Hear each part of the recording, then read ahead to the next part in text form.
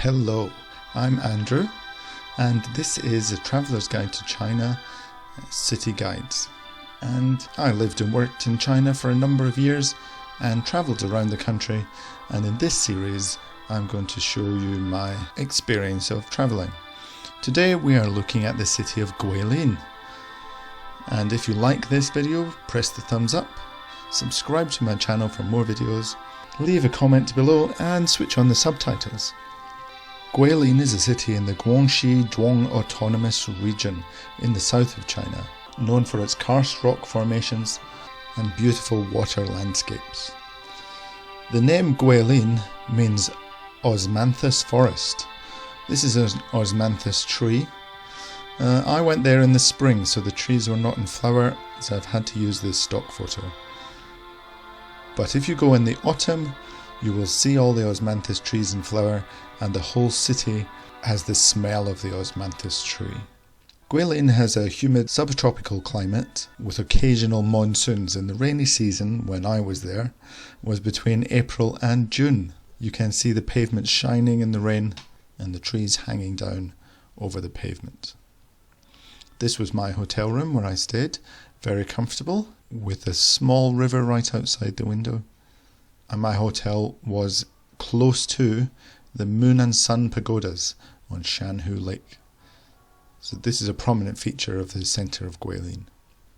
The smaller one on the left as we look at them is the Moon Pagoda, and on the right here is the Sun Pagoda. And you can go inside them and climb up. Here's a view of the Moon Pagoda taken from the Sun Pagoda. And at night time, both pagodas have many lights. And the surrounding park is lit up as well in various colours. Close to that lake is Xiangshan Park, which is a popular place for locals to come and hang out, with various interesting sculptures. And here we can see lots of people taking photos, because in the distance is Elephant Trunk Hill, and some stone elephants in the water there. And here's why it's called Elephant Trunk Hill. You can see this hole in the rock makes the rock into the shape of an elephant. You can climb up the hill and around and get to the other side of Elephant Hill Rock. Here are some brightly coloured umbrellas along the path as we go up the mountain. And at the top is this very old building that you can walk around. Views from the top are wonderful. You can see some boats there on the river and mountains in the distance. And this view out across the city, you can see the city doesn't have a large number of tall buildings, and it's got a good amount of greenery and water, and then all set off with these jagged mountains in the background. And coming down the hill I saw this temple with these large painted bells. Now the highlight of this trip for me, and one of the highlights of my time in China, was the Li River cruise. You can't go to Guilin without going on a Li River cruise.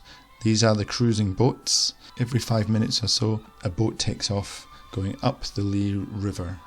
You can see there's a whole convoy of boats travelling up the river there. Each one with many tourists taking photos of the beautiful surrounding countryside. There's some mist on the hills between the peaks, which made it even more beautiful. Everywhere you look, just mountains. And the occasional, if you're lucky, water buffalo coming down to drink at the water. And you pass by little villages, and then again these impossible pointy mountains sticking up all over the place.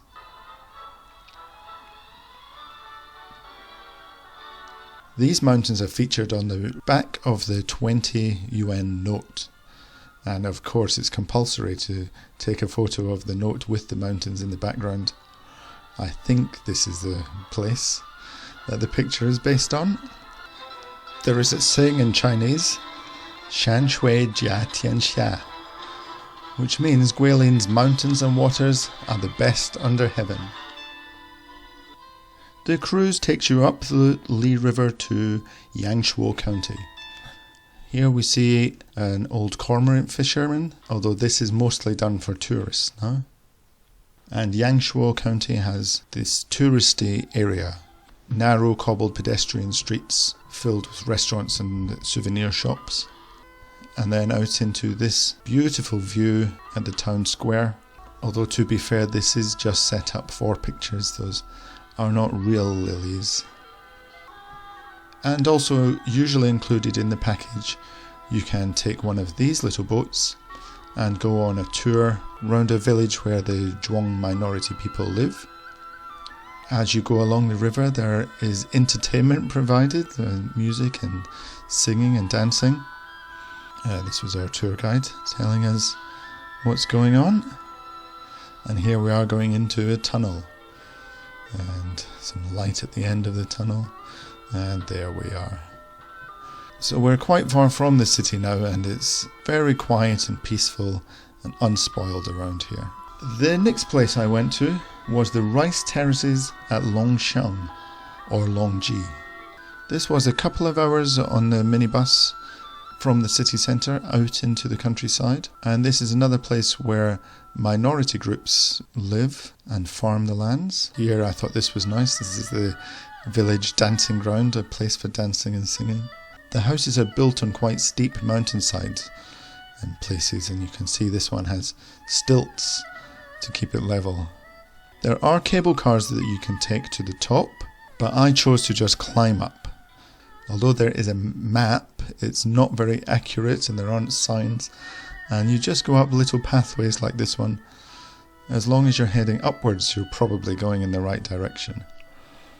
At the top, there are various viewing platforms, and of course always an opportunity to dress up for a photo. And here they are, the terraced rice fields. It's called Longji, which means the dragon's spine, because that's the shape it kind of represents. Now in the springtime, these rice fields are empty. I went just before they were being planted, so pretty soon these will get flooded and planted with rice. And these rice fields look different in different seasons, so depending what time you come. In the winter they're covered with snow, in the autumn they're golden before the harvest, in the summer a lush green colour. But in the springtime they're just lying in wait for the floods.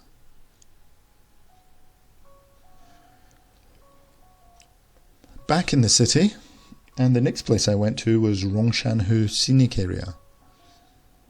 This is a lovely and quiet park. It was raining on this day, so maybe it was busier on nice days. And it includes this tree which claims to be over 1,000 years old. And there's a range of little pagodas, bridges, statues, and other things to look at. In the evening, Guilin uses a lot of lights,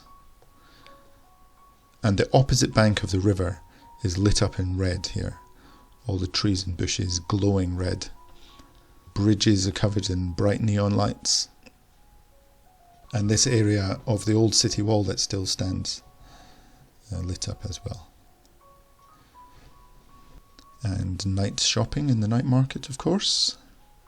And there's the Moon and Sun Towers again, this time with all their lights on. The hotel I stayed in did a fairly reasonable English breakfast. And I had this delicious rice roll dish, more like a Guangdong style food from a restaurant.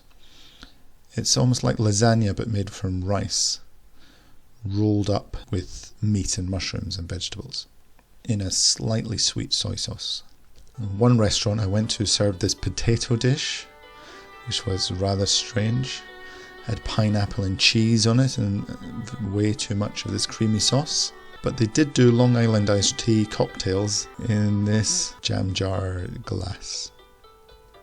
So that is my experience of Guilin. Thanks for watching if you made it to the end of the video. Guilin is certainly one of my favourite places in China. It's not a big city.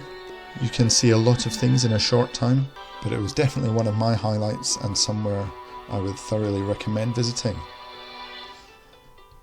remember, thumbs up, subscribe, comment, share, all of that. That's the end of this video, and I'll see you again next time. Goodbye for now.